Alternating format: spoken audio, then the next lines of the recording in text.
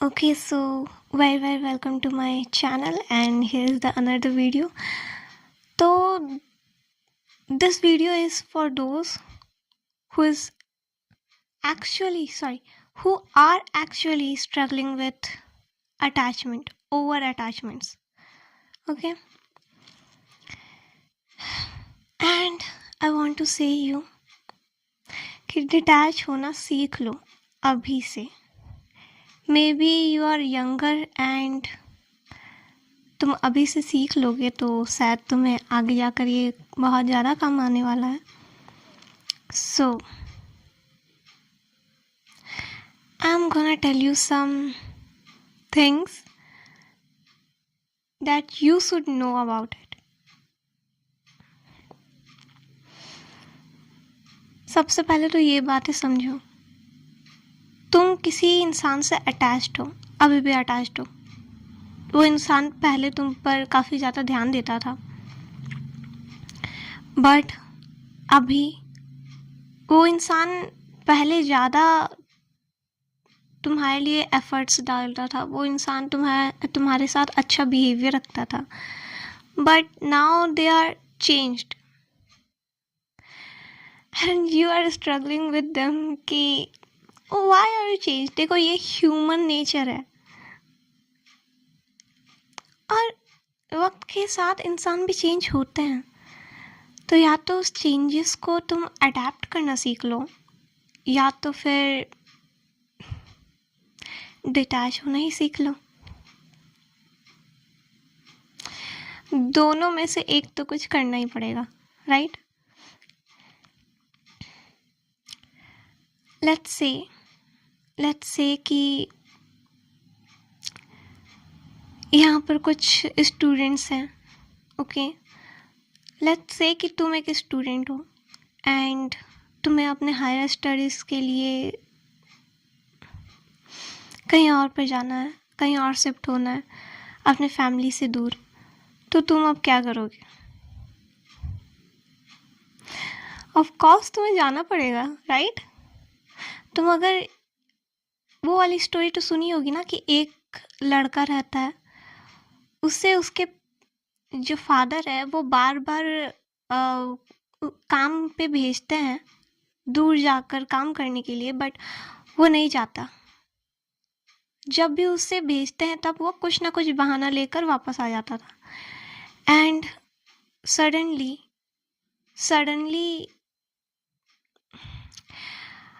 The mother has passed away and after a few days वो वापस से काम पर निकला. उसके फादर सोच रहे थे कि अभी भी वो वापस आ जाएगा, बट इस बार वो वापस नहीं आता. और जब कुछ सालों बाद वो अपने घर वापस लौटता है, बहुत क्या कहते हैं उसे, बहुत कुछ हासिल करके, देन हाई पोस्ट पे आके, किसी जनरल पोस्ट पे आकर जब वो अपने घर पे वापस जाता है तो उसके फादर उससे क्वेश्चन करते हैं कि इतने साल से तुम कुछ ना कुछ बहाना बना रहे थे. हर रोज़ कुछ ना कुछ तुम्हारे पास बहाना होता था. तुम काम पर नहीं जाना चाहते थे, दूर नहीं जाना चाहते थे, बट उस दिन ऐसा क्या हुआ? तो वो कहता है कि जब भी मैं काम के लिए निकलता था तो मैं अपनी माँ को रोता हुआ पाता था और उनके आंसू देखकर मैं रुक जाता था. और जब वो रही ही नहीं तो मेरे पास कोई रीज़न नहीं था रुकने का. And this is the thing जो तुम्हें समझने की ज़रूरत है, ठीक है? ये ज़रूरी नहीं है. ज़रूरी क्या है, ये बिल्कुल भी फिक्शनल नहीं है.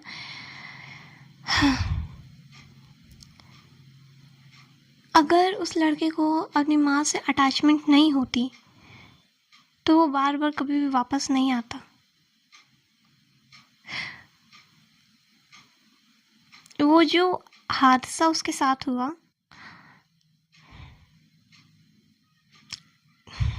एंड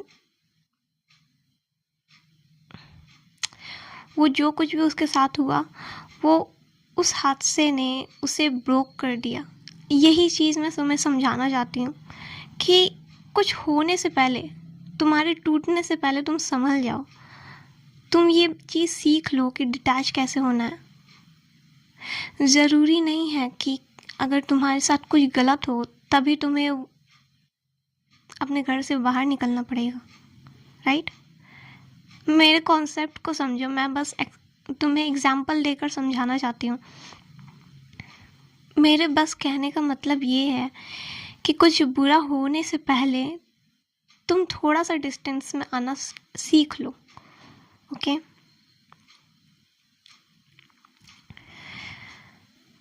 चाहे वो कोई भी इंसान हो,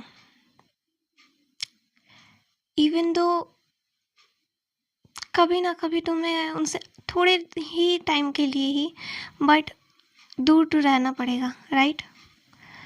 एंड जब तुम अपने माइंड को शुरू से ही उस लेवल पर लेकर आओगे, उस फेज पर लेकर आओगे, अपने माइंड को शुरू से ही चैनलाइज करना स्टार्ट करोगे, उस पर वर्क करना स्टार्ट करोगे, तो तुम्हारा माइंडसेट स्ट्रांग होगा, राइट?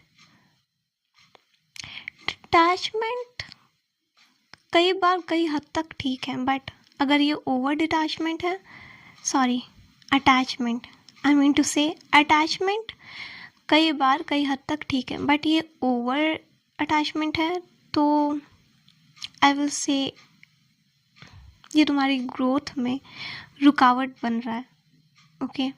चाहे वो ओवर अटैचमेंट किसी के साथ भी हो, और सिर्फ तुम्हारे ग्रोथ में ही ये रुकावट नहीं बन रहा है। इवन दो अगर तुम किसी से ओवर अटैच्ड हो तो तुम अपने आप को परेशान कर रहे हो और ख़ासकर सामने वाले को और भी ज़्यादा परेशान कर रहे हो। लेट्स से कि तुम हर रोज़ किसी के मैसेज का इंतज़ार करते हो एंड ये अटैचमेंट बढ़ती जाती है। हर रोज़ किसी के मैसेज का इंतज़ार करना is not bad thing, okay? But मान लो तुमने मैसेज किया एंड तुम पूरे दिन बस उसके रिप्लाई का इंतज़ार कर रहे हो और कुछ कर ही नहीं रहे, देन दैट्स द प्रॉब्लम। तुम ऐसा भी तो कर सकते हो ना कि तुम मैसेज कर दो और अपने काम पर लग जाओ, जब रिप्लाई आएगा तो तुम मैनेज कर लेना, राइट? बट पूरे दिन इस इंतज़ार में लगे रहना कि अब आएगा मैसेज, अब आएगा reply, that's the not good thing.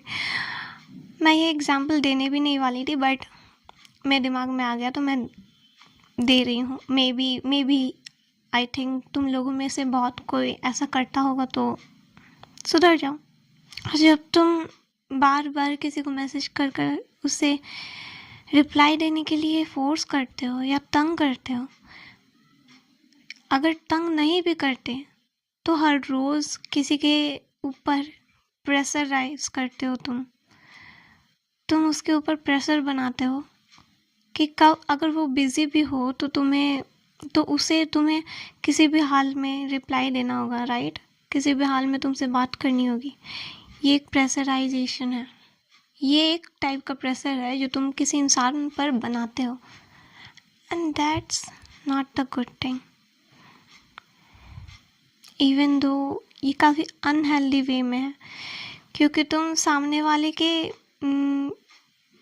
Condition को नहीं समझ पा रहे हो, सामने वाले के सिचुएशन को नहीं समझ पा रहे हो और कहीं ना कहीं तुम उसे हर्ट कर रहे हो।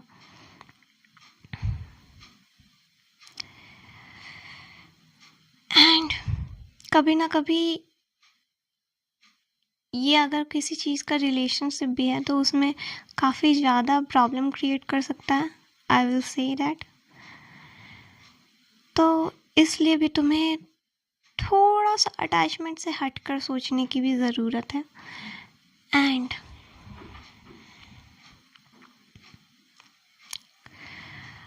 अटैचमेंट उनके लिए भी ज़्यादा अच्छा नहीं है जो लोग किसी से अटैच्ड हो जाते हैं।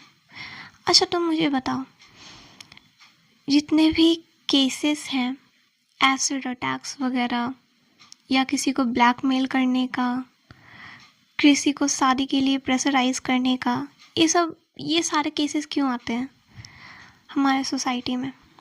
Because of over attachment, right? अगर तुम लर्न कर लो, over attachment is not just the attachment but also you can call it obsession. And when you get obsessed with someone, it can be harmful for both of you. अगर कोई इंसान कुछ गलत कर रहा है सामने वाले के साथ, तो वो सिर्फ सामने वाले के साथ ही गलत नहीं करता, वो अपने साथ भी गलत करता है, क्योंकि वो एक टाइप का कर्मा कैरी कर रहा है।